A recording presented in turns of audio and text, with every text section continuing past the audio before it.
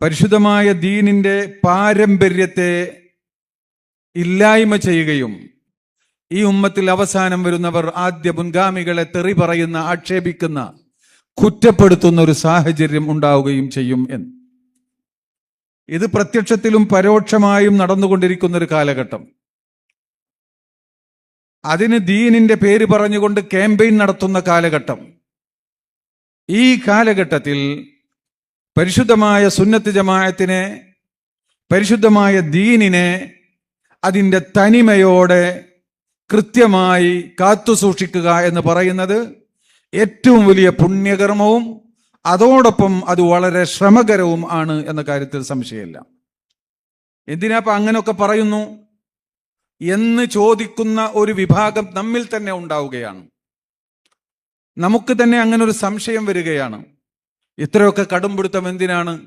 ഇനിയിപ്പോൾ അയാൾ ഖബറിങ്ങ പോയില്ലെങ്കിൽ നമ്മൾ അങ്ങനെ ആക്ഷേപിക്കേണ്ടതുണ്ടോ എന്നൊക്കെയുള്ള സംശയങ്ങൾ ജനിപ്പിച്ചുകൊണ്ട് ഈ പാരമ്പര്യത്തെ, അതിനെ ചെറുതാക്കുകയും അതിനെ അവമതിക്കുകയും അതിലൂടെ ഇതൊക്കെ ചെയ്ത മഹാന്മാരെ തള്ളിപ്പറയുകയും അതോടുകൂടെ സയനിസ്റ്റ് അവരുടെ തന്ത്രം, അവരുടെ ഉദ്ദേശ്യം ഇവിടെ സാക്ഷാത്കരിക്കപ്പെടുകയും ചെയ്യുകയാണ്. മുൻഗാമികളായ അയിമ്മത്തിനെ തള്ളിയാൽ പിന്നെ ഈ ദീനിന് ഇവിടെ നിലനിൽപ്പില്ല. യഹ്മിലു ഹാദദ്ദീന മിൻ കുല്ലി ഖലഫിൻ ഉദൂലു.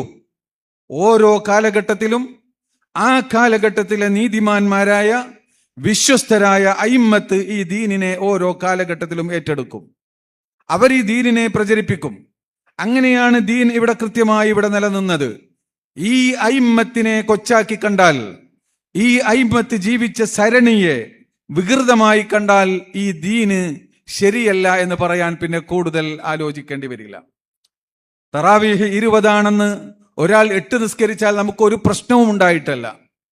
ഒരാൾ ഒട്ടും നിസ്കരിച്ചില്ലെങ്കിലും നമുക്ക് പ്രശ്നമുണ്ടായിട്ടല്ല. പക്ഷെ തറാവീഹ് 20 8 ഉള്ളൂ എന്ന്, അതാണ് റസൂലുള്ളാഹിയുടെ സുന്നത്ത് എന്ന് പറയുന്നതിലൂടെ സഹാബത്തിനെ മുഴുവനും കൊള്ളരുതാത്തവരാക്കുകയാണ് ചെയ്യുന്നത്. അതോടുകൂടെ ഖുർആൻ തന്നെ സംശയത്തിന്റെ നിഴലിലായി. റസൂലുള്ള 8 നിസ്കരിച്ച ബാക്കി 12 ദീനിൽ കടത്തിക്കൂട്ടിയ സഹാബത്ത് അവർ കൊണ്ടുവന്ന ഖുർആനിനെ എങ്ങനെ നമ്മൾ വിശ്വസിക്കും? സഹാബത്ത് 20 നിസ്കരിച്ചത് എന്ന കാര്യം കൃത്യമായി ഇവിടെ തെളിയിച്ച കാര്യമാണ്. അതിനുശേഷം വന്ന അയിമ്മത്ത് മുഴുവനും കൃത്യമായി അത് അവരുടെ ഗ്രന്ഥങ്ങളിൽ രേഖപ്പെടുത്തിയതുമാണ്. ഇതിനെ തള്ളിയാൽ ഇവിടെ ഉണ്ടാകുന്ന അപകടം, അള്ളാഹുവിന്റെ റസൂൽ 8 നിസ്കരിച്ചിട്ടുള്ളൂ, 11 നിസ്കരിച്ചിട്ടുള്ളൂ എന്ന് പറഞ്ഞുകൊണ്ട് അതിൽ 8 തറാവീഹ് എന്ന് സ്വയം വ്യാഖ്യാനിച്ചുകൊണ്ട് ബാക്കിയുള്ളതെല്ലാം ഉമറോ അല്ലെങ്കിൽ അല്ലാത്തവരോ റളിയല്ലാഹു അൻഹും അവരൊക്കെ കൂടി കൂട്ടിയുണ്ടാക്കിയതാണ് എങ്കിൽ അവരെ വിശ്വസിച്ചുകൊണ്ട് ഈ വിശുദ്ധ ഖുർആനിനെ എങ്ങനെ നാം അംഗീകരിക്കും? ദീനിന്റെ ഒന്നാമത്തെ തെളിവ് ഖുർആനല്ല, ഇജ്മാ ആണ്. ഖുർആൻ തെളിവാവുന്നത് ഇജ്മാഇന്റെ ശേഷമാണെന്ന് ഓർക്കണം. ഇതാണ് ഖുർആനെന്നും ഇത് മാത്രമേ ഖുർആനുള്ളൂ എന്നും ഇതിൽ ഉള്ളത് മുഴുവനും ഖുർആനാണ് എന്നതിനും എന്താ തെളിവ്? അത് സഹാബത്തിന്റെ ഇജ്മാ ആണ്. ആ സഹാബത്തിനെ തള്ളിയാൽ പിന്നെ എവിടെയാണ് ദീനുള്ളത്? സഹാബത്ത് അങ്ങനെ അംഗീകരിച്ചു എന്നതല്ലാതെ ഇത് മാത്രമാണ് ഖുർആൻ, ഇനി ഇതിന്റെ അപ്പുറം ഒരു ആയത്തില്ല എന്നതിന് എന്താണ് ഇവിടെ തെളിവുള്ളത്? മഹാന്മാരായ സഹാബത്ത് ഏകകണ്ഠമായി അത് അംഗീകരിച്ചു. അതിനുശേഷം വന്ന ഓരോ കാലഘട്ടത്തിലും മുജ്തഹിദീങ്ങളും എല്ലാവരും ഇത്തിഫാഖൻ അംഗീകരിച്ചു. ലാ തജ്തമിഉ ഉമ്മത്തി അലാ ളലാല, എന്റെ ഉമ്മത്ത് ഒരിക്കലും ളലാലത്തിന് മേൽ ഒരുമിച്ച് കൂടുകയില്ല, എല്ലാവരും കൂടി ളലാലത്ത് പറയുകയില്ല എന്ന് അള്ളാഹിന്റെ റസൂൽ പറഞ്ഞു. വയത്തബിഉ ഗൈറ സബീലിൽ മുഅ്മിനീൻ എന്ന് അള്ളാഹുവിന്റെ പരിശുദ്ധ ഖുർആൻ ഇജ്മാഇലേക്ക് സൂചിപ്പിച്ചു. ആ ഇജ്മാഇന്റെ അടിസ്ഥാനത്തിലാണ് ഖുർആനെ നാം അംഗീകരിച്ചു വരുന്നത്. അവരെ തള്ളുന്നതോടുകൂടെ നേരിട്ട് തള്ളാൻ സാധ്യവുമല്ല. അത് മനസ്സിലാക്കിയ സിയോണിസ്റ്റുകളാണ് ഇത്തരത്തിലുള്ള ഈ ദീനിലെ യുക്തിവാദികളെ പടച്ചുവിട്ടത്. അവര് മഹാന്മാരായ സഹാബത്തിനെ ദീനിൽ ഇല്ലാത്തത് കടത്തിക്കൂട്ടിയതാണെന്ന ബോധമുണ്ടാക്കിക്കൊണ്ട് സഹാബത്ത് മദീനത്തെ ഉമർ തറാവീഹിനെ 20 വെളിയങ്കോട്ട ഉമർ 8 എന്ന് പറയാനുള്ള ധാർഷ്ട്യം, അത്തരത്തിലുള്ള ഒരു അഹങ്കാരം ഈ സമൂഹത്തിൽ ഉണ്ടാക്കിയത് സിയോണിസ്റ്റുകളുടെ ആ വേദാന്തം പഠിച്ച ഇത്തരത്തിലുള്ള യുക്തിവാദികളാണ്. ഇതിനെതിരിൽ ജാഗ്രതയോടെ നിൽക്കുന്നു എന്നതാണ് സമസ്ത ചെയ്ത തെറ്റ്. എങ്കിൽ ആ തെറ്റിൽ തുടരാൻ സമസ്ത എന്നും പ്രതിജ്ഞാബദ്ധമാണ് എന്ന് മാത്രമാണ് ഈ സമയത്തിൽ പറയാനുള്ളത്. അതിൽ യാതൊരു സംശയവുമില്ല. അതൊരു തെറ്റാണെങ്കിൽ ആ തെറ്റ് ചെയ്യാതെ നിർവാഹമില്ല. നിങ്ങൾ നോക്കൂ, നമ്മുടെ മേൽ ആരോപിക്കുന്ന ഏറ്റവും പ്രധാനപ്പെട്ട വിഷയം ദർഗകൾ അഭയകേന്ദ്രമോ എന്ന് പറഞ്ഞുകൊണ്ടാണ് മറ്റൊരു ക്യാമ്പയിൻ. മഹാന്മാരായ മശായിഖന്മാരുടെ, അള്ളാഹു ഇഷ്ടപ്പെട്ട ആളുകളുടെ ഖബർ സിയാറത്ത് ചെയ്യുന്നു, അവിടെ വെച്ച് നാം ദുആ ചെയ്യുന്നു. ഇതിനെ നാം ഒരു നല്ല കാര്യമായി കാണുന്നു, അതിനെ നാം അംഗീകരിക്കുകയും അതിനു വേണ്ടി പ്രവർത്തിക്കുകയും ചെയ്യുന്നു. ഇത് വലിയൊരു തെറ്റാണെന്നാണ് ഇന്ന് പലരും പറഞ്ഞുകൊണ്ടിരിക്കുന്നത്. എന്നിട്ട് സമൂഹത്തെ ഒന്നായി മുശ്രിക്കാക്കുന്നു. എങ്കിൽ നിങ്ങൾ ലോകത്ത് കഴിഞ്ഞു പോയ മുഴുവൻ അയിമ്മത്തിനെയും മുശ്രിക്കാക്കേണ്ടി വരും. എണ്ണി എണ്ണി പറഞ്ഞാൽ എല്ലാ ഇമാമിങ്ങളും നമ്മൾ ഈ പറഞ്ഞ പണി ചെയ്തവരാണെന്ന് കൃത്യമായി തെളിയിക്കാൻ നമുക്ക് സാധിക്കും. നോക്കൂ, നിങ്ങൾ ബഹുമാനപ്പെട്ട ഇമാം ബുഖാരി തങ്ങൾ, ബഹുമാനപ്പെട്ട ഇമാം ബുഖാരി ആരാണെന്ന് നമുക്കറിയാം. പരിശുദ്ധ ഖുർആൻ കഴിഞ്ഞാൽ ഈ ലോകത്തെ ഏറ്റവും പ്രധാനപ്പെട്ട ഗ്രന്ഥം സഹീഹുൽ ബുഖാരിയാണെന്നറിയാം.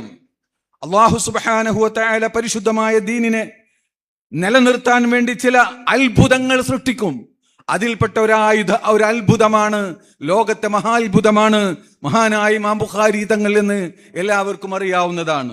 ആയത്തും ബിൻ ആയാത്തില്ലാ തംശി അലൽ അർള്, ഭൂമിയിലൂടെ നടന്നു പോകുന്ന ഒരു അള്ളാഹുവിന്റെ ഒരു ദൃഷ്ടാന്തമാണെന്നാണ് ഇമാം ബുഖാരിയെ സംബന്ധിച്ച് ചിലരൊക്കെ പറഞ്ഞത്. അവരുടെ ഉസ്താദുമാരിൽപ്പെട്ട ഒരാള്, ഇമാം ബുഖാരിയുടെ ഗുരുവര്യരായ ഒരു മഹാൻ പറഞ്ഞു, ലവദിത്തു അന്നി കുൻതു ശഅറതൻ മിൻ സദ്രിൽ ബുഖാരി, ബുഖാരിയുടെ നെഞ്ചത്തെ ഒരു രോമം ഞാനായിരുന്നുവെങ്കിൽ എന്ന് കൊതിക്കുകയാണ് മഹാനായ ഇമാം ബുഖാരിയുടെ ഉസ്താദുമാർ. ഇമാം ബുഖാരിയുടെ ഉസ്താദുമാരിൽ ഏറ്റവും പ്രധാനപ്പെട്ടവരാണ് അലി ഇബ്നുൽ മദീനി. മഹാനായ ഇമാം ബുഖാരി തങ്ങൾ തന്നെ പറഞ്ഞിട്ടുണ്ട്, മസ്തസ്ഗർതു നഫ്സി ഇൻദ അഹദ് മിനൽ മശായിഖി, എന്റെ ഉസ്താദുമാരുടെ ആരുടെ മുന്നിൽ ചെന്നിരുന്നപ്പോഴും എനിക്ക് എന്റെ നഫ്സിനെ ചെറുതായി തോന്നിയിട്ടില്ല. അവര് പറഞ്ഞിരുന്നതൊക്കെ അതിനു മുമ്പ് എനിക്കറിയാം, അങ്ങനെ എനിക്ക് തോന്നിയിട്ടില്ല. ഇല്ല ഇൻദ അലി ഇബ്നുൽ മദീനി, അലി ഇബ്നുൽ മദീനിയുടെ അടുത്ത് എത്തിയപ്പോഴല്ലാതെ. അദ്ദേഹം ഒരു ബഹറായിരുന്നു എന്ന് പറഞ്ഞു. എനിക്ക് ഇനിയും അദ്ദേഹം ജീവിച്ചിരിക്കുന്നുണ്ടെങ്കിൽ അദ്ദേഹത്തിന്റെ നാട്ടിൽ പോയി പഠിക്കാൻ ഇനിയും ഞാൻ കൊതിക്കുന്നു എന്ന് പറഞ്ഞു മഹാനായ ഇമാം ബുഖാരി.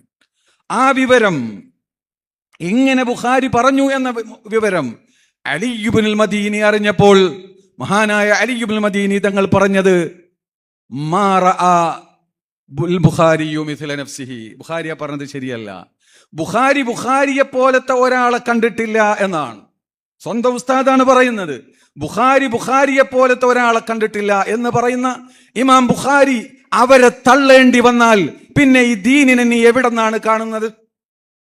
ഇമാം ബുഖാരി അവരുടെ ചെറുപ്പത്തിലെ ചരിത്രം അവർ തന്നെ വിവരിക്കുന്നുണ്ട്. ഉമ്മയുടെ കൂടെ ഹജ്ജിന് പോയ സംഭവം, ഉമ്മയും എളാപ്പമാരൊക്കെ മടങ്ങിപ്പോന്നു. അതിന് ഞാൻ അവിടെ തന്നെ ഇൽമു പഠിക്കാൻ വേണ്ടി നിന്നു.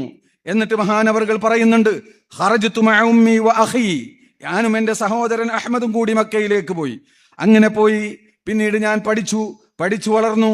അങ്ങനെ ഫലമ്മാ തഅൻതു ഫീ 18 സന, 18 വയസ്സായപ്പോൾ സന്നഫ്തു അത്താരീഖ് കിതാബ ഖളായ സ്വഹാബത്തി വത്താബിഈൻ, 18 വയസ്സുള്ള സമയത്താണ് ഇമാം ബുഖാരി താരീഖ് രചിക്കുന്നത്. താരീഖ് എന്ന് പറയുന്ന മഹാനായ ഇമാം ബുഖാരിയുടെ പ്രധാനപ്പെട്ട ഗ്രന്ഥം, സ്വഹാബത്തിന്റെയും താബിഈങ്ങളുടെയും ചരിത്രം വിവരിക്കുന്ന ആ ഗ്രന്ഥം ഞാൻ രചിച്ചു. ബിൽ മദീന, മദീനയിൽ വെച്ച്, ഇൻദ ഖബറിൻ നബി സല്ലല്ലാഹു അലൈഹി വസല്ലം, റസൂലുള്ളാഹിന്റെ ഖബറിന്റെ അടുത്ത്. എന്താ അതിന്റെ പ്രത്യേകത? അവിടെ എവിടെ ലൈറ്റിലോട്ട് പോയിട്ട് ഇരുന്നാ പോരെ? ഫിൽ ലയാലിൽ മുഖ്മിറ, വെളിച്ചല്ലാത്ത സമയത്ത് നിലാവിന്റെ വെളിച്ചം പറ്റിക്കൊണ്ടാണ് ആ ഖബറിന്റെ അടുത്തിരുന്നിട്ട് ഞാൻ താരീഖ് രചിച്ചതെന്ന് പറയുന്ന ബുഖാരിയെ ആദ്യം തള്ളേണ്ടി വരില്ലേ മഹാന്മാരുടെ ദർഗയെ ആക്ഷേപിക്കാൻ വന്നാൽ? എന്താണ് ആ ഖബറിന്റെ പ്രത്യേകത? എവിടെയെങ്കിലും വിളക്കും കത്തിച്ചിരുന്നിട്ട് നല്ല റൂമിൽ ഇരുന്നിട്ടുണ്ടാക്കിയാൽ പോരെ? ഇമാം ബുഖാരി അത് അഭിമാനത്തോടുകൂടെ പറയുന്നു, ഞാൻ അതിനെ രചിച്ചു ഇൻദ ഖബറിൻ നബി സല്ലല്ലാഹു അലൈഹി വസല്ലം വകുൻതു അക്തുബുഹു ഫിൽ ലയാലിൽ മുഖ്മിറ, നിലാവുള്ള രാത്രികളിലാണ് ഞാൻ അത് എഴുതിയിരുന്നത് എന്ന്. ആ നിലയ്ക്ക് ഇമാം ബുഖാരി തങ്ങൾ, എന്തിനേറെ പറയുന്നു, മഹാനായ ഹാഫിദ് ഇബ്നു ഹജർ അൽ അസ്ഖലാനി തങ്ങൾ പറയുന്നുണ്ട്, ഇമാം ബുഖാരിയെ പോലെ തന്നെ മഹാപണ്ഡിതനല്ലേ, ഹാഫിളുദ്ദുന്യ എന്ന് ലോകം അംഗീകരിച്ചതല്ലേ. മഹാനായ ഇമാം ഇബ്നു ഹജർ അൽ അസ്ഖലാനി തങ്ങൾ പറയുന്നു, സഹീഹുൽ ബുഖാരി എന്ന് പറയുന്ന ആ കിതാബിനൊരു പ്രത്യേകതയുണ്ട്. ഇമാം ബുഖാരിയുടെ ഗ്രന്ഥങ്ങളിൽ നിന്ന് തന്നെ ആ കിതാബിനൊരു പ്രത്യേകതയുണ്ട്. അതൊരു രോഗിയുടെ അരികിൽ വെച്ച് അതോതിയാൽ ആ രോഗിക്ക് ശിഫയുണ്ടാകും എന്ന് വരെ ഇബ്നു അബി ജംറ എന്ന് പറയുന്ന ആരിഫായ വലിയായ മഹാൻ പറഞ്ഞു എന്ന് ഇബ്നു ഹജർ തങ്ങൾ ഉദ്ധരിക്കുന്നുണ്ട്. എന്നിട്ട് അതൊക്കെ പറഞ്ഞുകൊണ്ട് മഹാനവറുകൾ പറയുന്നു, വഇന്നമാ ബലഗത് ഹാദിഹി റുതുബ, സഹീഹുൽ ബുഖാരിക്ക് ഇത്ര വലിയ സ്ഥാനമുണ്ടാവാനുള്ള കാരണം, വഖാറനത് വഫാസത് ബിഹാദിഹിൽ ഹൽവ, ഇത്ര വലിയ മഹാഭാഗ്യം അതിനുണ്ടാവാനുള്ള കാരണം, ലിസബബിൻ അളീമിൻ ഔജബ ഇളമഹാ, അതൊരു വലിയ കാരണമാണ്. സുബ്ഹാനല്ലാഹ്, ലിസബബിൻ അളീമിൻ, അതൊരു വലിയ കാരണം കൊണ്ടാണ് അതുണ്ടായത്, വെറുതെ അങ്ങുണ്ടായതല്ല. ബുഖാരിക്ക് ഒരുപാട് പ്രത്യേകതയുണ്ട്. സഹീഹ് മുസ്ലിമിനില്ലാത്ത ഒരുപാട് നിബന്ധനകൾ ബുഖാരിക്കുണ്ട്. ഇമാം ബുഖാരി തന്നെ പറയുന്നുണ്ട്, എനിക്കറിയുന്ന 6 ലക്ഷം ഹദീസിൽ നിന്ന് തെരഞ്ഞെടുത്ത ഹദീസുകളാണിത് എന്ന്. 2000 ചില്ലാം ഹദീസാണ് ആവർത്തനം ഒഴിവാക്കിയാൽ ബുഖാരിയിൽ ഉണ്ടാവുക. ആ കിതാബിനെ സംബന്ധിച്ചാ പറയുന്നത്, അതൊന്നുമല്ല പ്രധാന കാരണം. ഇത്രയും വലിയ ഭാഗ്യമുണ്ടാവാനുള്ള കാരണം അത് വഹുവ മാ റവാഹു അബൂ അഹ്മദ് ഇബ്നു അദി ഇബ്നു അൻ അബ്ദുൽ ഖുദ്ദൂസ് ഇബ്നു ഹമ്മാം ഖാല ശഹിദതു ഇദ്ദത മശായിഖ് യഖൂലൂൻ ഹവ്വല അൽ ബുഖാരി തറാജിമ ജാമിഇഹി യഅനി ബയ്യളഹാ ബൈന ഖബ്രിൻ നബി സ്വല്ലല്ലാഹു അലൈഹി വസല്ലം വ മിൻബരി, അല്ലാഹുവിന്റെ റസൂലിന്റെ ഖബറിന്റെ അടുത്തിരുന്നിട്ടാണ് സഹീഹുൽ ബുഖാരിയുടെ മത്ൻ, അതിന്റെ ഹെഡിങ് അത് എഡിറ്റ് ചെയ്തത്, തയ്യാർ ചെയ്തത് എന്ന്. ഇത് പറയുന്ന ഇബ്നു ഹജർ തങ്ങളെ തള്ളണ്ടേ? സമസ്തയെ തള്ളുന്നതിന്റെ മുമ്പ് ഇത് പറഞ്ഞ ഇങ്ങനെ ചെയ്ത ഇമാം ബുഖാരിയെ തള്ളണ്ടേ? സമസ്തയെ തള്ളുന്നതിന്റെ മുമ്പ് ഇതൊക്കെ തള്ളിയിട്ട് നീ കൊണ്ടുവന്ന ദീൻ എവിടുത്തെ ദീനാ? ഈ ഇമാമിങ്ങളൊക്കെ തള്ളിയിട്ട് ഈ മുജാഹിദുകളും ജമാഅത്തുകാരും പറയുന്ന ദീൻ അത് എവിടെ നിന്നാണ് ഇറക്കിയത് എന്ന് പറയണം. മഹാന്മാരായ അയിമ്മത്ത് ദർഗയിൽ ചെന്നിരുന്നു കൊണ്ട് തബറുക്ക് എടുത്തുകൊണ്ട് അവർ ചെയ്ത പണി, അവർ ചെയ്ത ഇത്തരത്തിലുള്ള പ്രവർത്തനങ്ങൾ, ഇതൊക്കെ ശിർക്കും കുഫറുമാണെങ്കിൽ ആ ശിർക്ക് ആരോപിക്കുന്ന അല്ലെങ്കിൽ അങ്ങനെ സംശയിക്കപ്പെടുന്ന, ഏറ്റവും ചുരുങ്ങിയത് അങ്ങനെ സംശയിക്കപ്പെടുന്ന ശിർക്ക് ഏതാണ്, തൗഹീദ് ഏതാണെന്നറിയാത്ത ബുഖാരിയും ഇബ്നു ഹജറും അതുപോലെയുള്ള ആളുകളൊക്കെ, അവരൊക്കെയാണ് ദീനിന്റെ അയിമത്തായി ലോകം അംഗീകരിച്ചത്. നിങ്ങളുടെ പൂർവികരായ ഇബ്നു തൈമിയയും സാക്ഷാൽ മുഹമ്മദ് ഇബ്നു അബ്ദുൽ വഹാബും ഒക്കെ അംഗീകരിച്ച മഹാന്മാരായ ഈ അയിമത്ത്, ഈ അയിമത്തിന്റെ പ്രവർത്തകനെ തള്ളിയാൽ ആ അയിമത്തിനെ തെറ്റിദ്ധരിക്കലാണ്. ആ അയിമത്തിനെ തള്ളിക്കൊണ്ടുള്ള ദീൻ പിന്നെ നിങ്ങൾ എവിടെ നിന്നാണ് കൊണ്ടുവന്നത് എന്ന് പറയാൻ നിങ്ങൾ ബാധ്യസ്ഥരാണ്. ഇങ്ങനെ നിങ്ങൾ നോക്ക്, എന്റെ കയ്യിൽ മുഴുവൻ മുഹദ്ദിസീങ്ങളും എவ்விധത്തിൽ ഖബർ മഹാന്മാരുടെ ദർഗയിൽ പോയിരുന്നതും അവരുടെ ബർക്കത്തെടുത്തതും അതുമായി ബന്ധപ്പെട്ടതുമായ ആയിരക്കണക്കിന് ഉദ്ധരണികൾ എന്റെ കയ്യിലുണ്ട്. കിതാബുകൾ പരിശോധിച്ചാൽ കാണാം. ഖാലൽ ഹാഫിദ് റഹിമഹുല്ലാഹ് ഇബ്നു ഖുസൈമ റളിയല്ലാഹു തആല അൻഹു, ഇബ്നു ഖുസൈമ റളിയല്ലാഹു അൻഹു ഇമാം ബുഖാരിയെ പോലെ തന്നെ വലിയ മുഹദ്ദിസാണ്, ഹാഫിളാണ്. സഹീഹ് ഇബ്നു ഖുസൈമ എന്ന് പറയുന്ന ഹദീസിന്റെ ഗ്രന്ഥത്തിന്റെ രചയിതാവാണ്. ബഹുമാനപ്പെട്ടവരെ സംബന്ധിച്ച് ഈ ഹാഫിള് ഇബ്നു ഹജർ തങ്ങൾ പറയുന്നു, തഹ്ദീബിൽ കാണാം, ഖാലൽ ഹാക്കിമുൻ നൈസാബൂരി, മുസ്തദറക്കിന്റെ മുസന്നിഫായ ഇമാം ഹാക്കിം, എണ്ണി എഴുതി വെക്കണം, ഇമാം ഹാക്കിം പറയുകയാണ്, سمعت أبا بكر محمد بن المؤمل بن حسن بن عيسى يقول خرجنا مع إمام أهل الحديث, മുഹദ്ദിസീങ്ങളുടെ ഇമാമിന്റെ കൂടെ ഞങ്ങൾ പോയി. ഖറജ്നാ മഅ ഇമാമി അഹ്ലിൽ ഹദീസ്, മുഹദ്ദിസീങ്ങളുടെ ഇമാം അബൂബക്കർ ഇബ്നു ഖുസൈമ, അബൂബക്കർ ഇബ്നു ഖുസൈമയുടെ കൂടെ ഞങ്ങൾ പോയി. എങ്ങോട്ട് പോയി? വഅദീലിഹി, അദ്ദേഹത്തിന്റെ അതേപോലെ അദ്ദേഹത്തിന്റെ തുണക്കാരനായ മറ്റൊരു ഇമാമും കൂടെയുണ്ട്, മുഹമ്മദ് ഇബ്നുൽ മുഅമ്മൽ ഇബ്നുൽ ഹസൻ ഇബ്നു ഈസ, അദ്ദേഹത്തിന്റെ കൂടെ ഞങ്ങൾ പോയി. എന്നിട്ട് പറയാണ്, മഅ ജമാഅത്തിൻ മിൻ മശായിഖിന, അവര് മാത്രമല്ല അവരുടെ കൂടെ മശായിഖന്മാരിൽപ്പെട്ട കുറെ ആളുകളുണ്ട്. വഹും ഇദ്ദാക മുതവാഫിറൂൻ, ഇത്തരത്തിലുള്ള പ്രഗൽഭരായ അയിമത്ത് അന്ന് കുറെ ഉണ്ടല്ലോ മഹാന്മാര്. അങ്ങനെ കുറെ ഇമാമിങ്ങളുടെ കൂടെ പോയി. ഇലാ സിയാറത്തി ഖബരി അലി ഇബ്നു മൂസ റിളാ ബിതൂസ്, അലി ഇബ്നു മൂസ എന്ന് പറയുന്ന ഹുസൈൻ റളിയല്ലാഹുവിന്റെ പരമ്പരയിൽപ്പെട്ട വലിയ ആരിഫും ആബിദുമായ അഹ്ലു ബൈത്തിൽപ്പെട്ട ആ തങ്ങളുട്ടിയുടെ ഖബർ സിയാറത്ത് ചെയ്യാൻ വേണ്ടി ഞങ്ങൾ പോയി. തൂസിൽ വമഷ്ഹദുഹു ബിഹാ മഅറൂഫ്. അദ്ദേഹത്തിന്റെ ഖബർ അവിടെ പ്രസിദ്ധമാണ്. ജാറുണ്ട്, ദർഗണ്ട്, അവിടെ കുബ്ബട്ട് മഷ്ഹൂറാണ്. അവിടെ ഇങ്ങനെ സിയാറത്തിന് വരുന്നു. യുസാറു, അവിടെ ആളുകൾ ഇങ്ങനെ സിയാറത്ത് ചെയ്യുന്നു. ഇതൊന്നും ഞാൻ പറഞ്ഞതല്ല, സമസ്തയുടെ പുസ്തകത്തിലുള്ളതല്ല. ഹാഫിള് ഇബ്നു ഹജർ അസ്ഖലാനി തങ്ങളെ പോലെയുള്ള ലോകം കണ്ട, നിങ്ങളും ലോക മുസ്ലിമീങ്ങൾ മുഴുവനും അംഗീകരിക്കുന്ന ഇമാമീങ്ങൾ എഴുതി വെച്ചതാണിത്. അങ്ങനെ അവിടെ പോയി വമഷ്ഹദുഹു ബിഹാ മഅറൂഫുൻ യുസാർ ഖാല. അപ്പൊ ഇദ്ദേഹം പറയാണ്, ഹാക്കിം പറയാണ്, ഫറഅയ്തു മിൻ തഅളീമിഹി ലിതിൽകൽ ബുഖഅതി വതവാളുഇഹി ലഹാ വതളറുഇഹി ഇൻദഹാ മാ തഹയ്യർനാ. ഇബ്നു ഖുസൈമ അലി ഇബ്നു മൂസ എന്ന് പറയുന്ന ആ മഹാനായ വലിയിന്റെ, ആ മഹാനായ തങ്ങളുടെ ഖബറുള്ള ആ ഭൂമിയിൽ ചെന്നിറങ്ങിയപ്പോൾ ആ ഭൂമിയോട് കാണിക്കുന്ന ബഹുമാനവും ആദരവും കണ്ടിട്ട് ഞങ്ങൾ പോലും അത്ഭുതപ്പെട്ടു പോയി എന്ന് അവരെ കൂടെയുള്ള മഹാന്മാരായ പണ്ഡിതന്മാർ രേഖപ്പെടുത്തുകയാണ്. അവരോടുള്ള അദബ് കാണിച്ചിട്ട് ജീവിതകാലത്ത് എങ്ങനെയാണോ ഒരു മഹാന്റെ അടുത്ത് പോകേണ്ടത് അതുപോലെ തന്നെയായിരിക്കണം വഫാത്തിന്റെ ശേഷം പോകേണ്ടത് എന്ന് ഹദീസിന്റെ വെളിച്ചത്തിൽ അയിമ്മത്ത് നമ്മളെ പഠിപ്പിച്ചിട്ടുണ്ട്. ആ വിധത്തിൽ അവരെ ബഹുമാനിച്ചുകൊണ്ട് ആദരിച്ചുകൊണ്ട് നാം പോകുന്നത് കണ്ടു എന്ന്. ഇതാരാപ്പതിൽ ആരൊക്കെ ഉണ്ട് പ്രതികള്? ഹാക്കിം, മുസ്തദ്റക്കിന്റെ മുസന്നിഫായ ഹാക്കിം, ബഹുമാനപ്പെട്ട ഇബ്നു ഖുസൈമ പോലെയുള്ള മഹാന്മാര്, മഹാനായ ഇബ്നു ഹജറുൽ അസ്ഖലാനി തങ്ങള്. ഇതേ സംഭവം ഇബ്നു ഹിബ്ബാൻ ഉദ്ധരിക്കുന്നുണ്ട്. സിഖാത്ത് ഇബ്നു ഹിബ്ബാനിൽ കാണാം. ഇതിങ്ങനെ വിശദീകരിച്ചുകൊണ്ട് പിന്നെ മൂപ്പര് പറയുന്നു, ഖദ് സുർതുഹു മിറാറൻ, ഒരുപാട് വട്ടം ഞാൻ ആ ഖബർ സിയാറത്ത് ചെയ്തിട്ടുണ്ട്. വമാ ഹല്ലത്ത് ബി ശിദ്ദത്തുൻ, കേട്ടോ, എഴുതി വെച്ചോ, പഠിച്ചോ, ചെവിയുള്ളവർ കേട്ടോ. മഹാനായ ഇബ്നു ഹിബ്ബാൻ ഈ ദീനിന്റെ അയിമ്മത്തിൽ പ്രധാനിയല്ലേ? മഹാനായ ഇബ്നു ഹിബ്ബാൻ തങ്ങൾ പറയുന്നു, വമാ ഹല്ലത്ത് ബി ശിദ്ദത്തുൻ, എനിക്ക് ഒരു പ്രയാസവും നേരിട്ടിട്ടില്ല. വമാ ഹല്ലത്ത് ബി ശിദ്ദത്തുൻ ഫി വഖ്തി മുഖാമി ബി തൂസ്, തൂസിൽ ഞാൻ താമസിക്കുന്ന കാലത്ത് എനിക്ക് എന്തൊരു പ്രയാസം വന്നാലും ഫസുർതു ഖബറ അലി ഇബ്നു മൂസ, അലി ഇബ്നു മൂസ റളിയയുടെ ഖബർ ഞാൻ സിയാറത്ത് ചെയ്യും.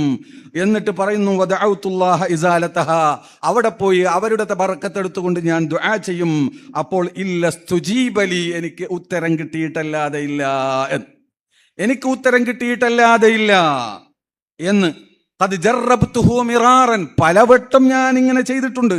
ഫവജത്തുഹു കദാലിക അമാതനല്ലാഹു അലാ മഹബ്ബത്തിൽ മുസ്തഫ വഅഹ്ലി ബൈതിഹി സ്വല്ലല്ലാഹു അലൈഹി വസല്ലം എന്നിങ്ങനെ തുടങ്ങി ബഹുമാനപ്പെട്ടവർ സിഖാത്തിൽ, അദ്ദേഹത്തിന്റെ തന്നെ കിതാബായ സിഖാത്ത് എന്ന് പറയുന്ന കിതാബിൽ പറയുകയാണ്. ഇങ്ങനെ ഒരുപാട് മഹാന്മാരുടെ ചരിത്രം നമ്മുടെ കയ്യിലുണ്ട്.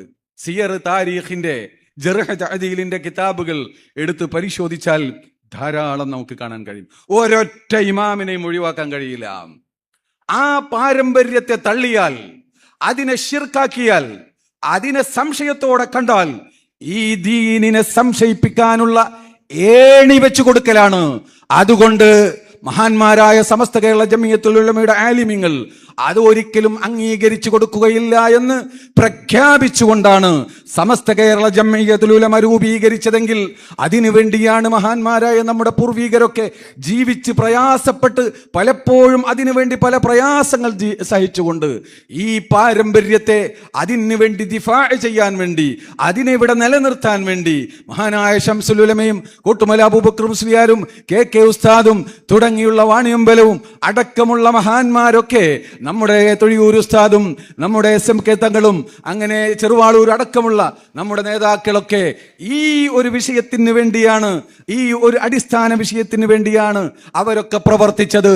ഇൻഷാ അല്ലാഹ് ഖിയാമത്ത് നാൾ വരെ ആ രൂപത്തിൽ തന്നെ സമസ്ത ഇവിടെ നിലനിൽക്കുന്ന കാലത്തോളം, സമസ്തയെ സ്നേഹിക്കുന്ന ഒരു കുട്ടി ഇവിടെ ജീവിക്കുന്ന കാലത്തോളം ഇത്തരത്തിൽ ദീനിനെ നശിപ്പിക്കാൻ ഒരു ബിദ്അയേക്കും വിട്ടുകൊടുക്കുന്ന പ്രശ്നമില്ല എന്ന് ഈ അവസരത്തിൽ ഞാൻ ഓർമ്മപ്പെടുത്തുകയാണ്. അതുകൊണ്ട് എല്ലാ ഊർജവും എടുത്തുകൊണ്ട് ഈ ബിദ്അത്തിനെതിരിൽ, അതിന്റെ ക്യാമ്പയിനെതിരിൽ സമസ്ത കേരള ജമിയത്തുൽ ഉലമയുടെ പ്രവർത്തകർ ശക്തമായി നേരിടുക തന്നെ ചെയ്യുമെന്ന് ഈ അവസരം അവസരത്തിൽ ഈ സദർ മുഅല്ലിമീങ്ങളാണ് ഇതിനൊക്കെ പ്രവർത്തിക്കേണ്ടത്. സദർ മുഅല്ലിമീങ്ങളെ സാക്ഷി നിർത്തിക്കൊണ്ട് ഈ അവസരത്തിൽ ഞാൻ ഓർമ്മപ്പെടുത്തുകയാണ്.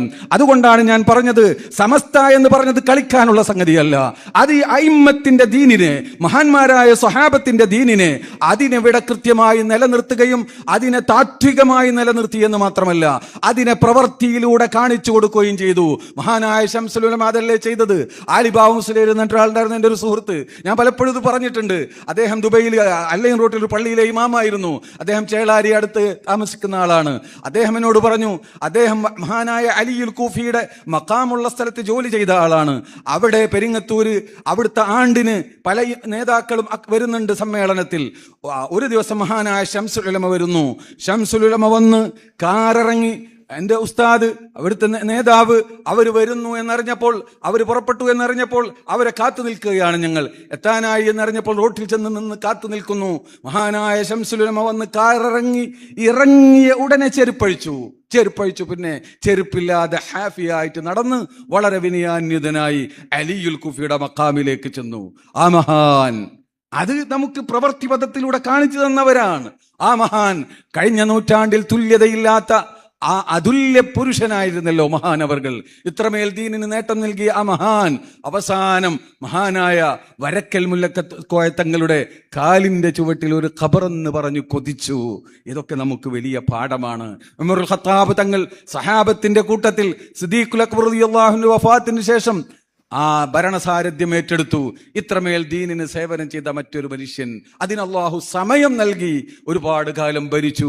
ലോകത്തെ അത്ഭുതപ്പെടുത്തിയ അത്ഭുത മനുഷ്യൻ അവസാനം റസൂലുള്ളാന്റെയും സിദ്ദീഖിന്റെയും കാലിന്റെ ചുവട്ടിൽ ഒരു ഖബർ എന്ന് പറഞ്ഞ ആ പാരമ്പര്യമാണ് ആ കണ്ടത്.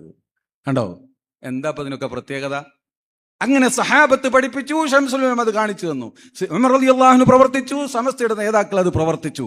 ഇത് കൃത്യമാണ്, ഇത് സത്യമാണ്, ഇത് നേർരേഖയാണ്.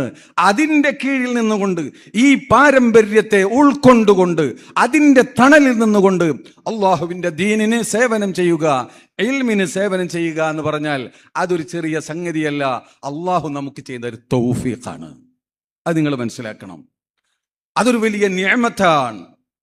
ആ നിഅമത്തിന്റെ വലുപ്പം മനസ്സിലാക്കിക്കൊണ്ട് അതിനോട് നന്ദിയുള്ളവരാവണം.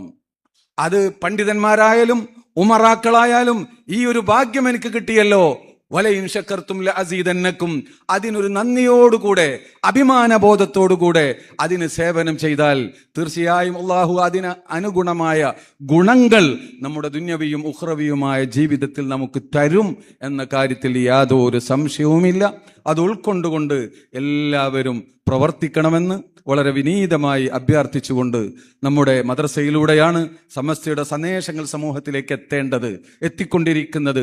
ആ കാര്യങ്ങളിലൊക്കെ കൂടുതൽ ജാഗ്രതയോടുകൂടെ, ഇതൊരു ദീനി സേവനമാണ്, ജോലി എന്നതിനപ്പുറം നമ്മുടെ ജീവിത മാർഗം ഈ ഒരു മുബാറക്കായ പ്രവർത്തനത്തിലൂടെ അള്ളാഹു ആക്കി തന്നല്ലോ എന്നൊരു ബോധത്തോടുകൂടെ. ഞാൻ ദുബൈ ഔഖാഫിൽ ജോലി ചെയ്യുമ്പോൾ ഔഖാഫിലെ ഇമാമിങ്ങളൊക്കെ വിളിച്ച് ഇടയ്ക്കിടയ്ക്ക് മീറ്റിങ്ങുകൾ ഉണ്ടാവും ഇതുപോലെ. അപ്പൊ അവർ ഞങ്ങളോട് ആദ്യം പറയുന്നതാ, നിങ്ങൾ ഓർക്കേണ്ടത്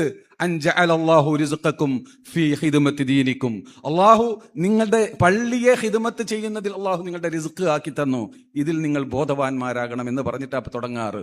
അതാണ് നമ്മളും ഓർക്കേണ്ടത്. നമ്മുടെ റിസ്ക്കിനെ അള്ളാഹു നമുക്ക് തന്നത് ഈ ദീനി ഹിദ്മത്തിലാണ്. ഇത് അള്ളാഹു നമ്മെ തെരഞ്ഞെടുത്തു എന്നതിൻ്റെ അടയാളമാണ്. ആ ഒരു നന്ദിയോടുകൂടെ, ആ ഒരു ബോധത്തോടുകൂടെ ആത്മാർത്ഥമായി സമസ്ത കേരള ജമിയത്തുൽ ഉലമയുടെ ആശയാദർശങ്ങളുടെ പ്രചരണത്തിന് വേണ്ടി, അതിൻ്റെ നിലനിൽപ്പിന് വേണ്ടി, അതിൻ്റെ ഇസ്സത്തിന് വേണ്ടി ബുദ്ധിപൂർവം വളരെ തന്ത്രപരമായി ഹിക്മത്തോടുകൂടെ പ്രവർത്തിക്കണമെന്ന് വളരെ സ്നേഹത്തോടെയും ബഹുമാനത്തെയും എന്നോടും നിങ്ങളോടും ഓർമ്മപ്പെടുത്തിക്കൊണ്ട് അള്ളാഹു നമ്മുടെയൊക്കെ പ്രവർത്തനങ്ങളെ കബൂൽ ചെയ്യുമാറാവട്ടെ. ആത്മാർത്ഥമായി മരണം വരെ ദീനിനെ സേവനം ചെയ്ത് ആ ദീനിൻ്റെ ഇൽമിൻ്റെ ഒരു ഖാദിമായി കൊണ്ട് മരിച്ചു പോവാൻ അള്ളാഹു തൗഫീഖ് ചെയ്യുമാറാവട്ടെ എന്ന് ദുആ ചെയ്തുകൊണ്ട്, നിങ്ങൾക്ക് ദുആ ചെയ്യണമെന്ന് വസിയ്യത്ത് ചെയ്തുകൊണ്ട്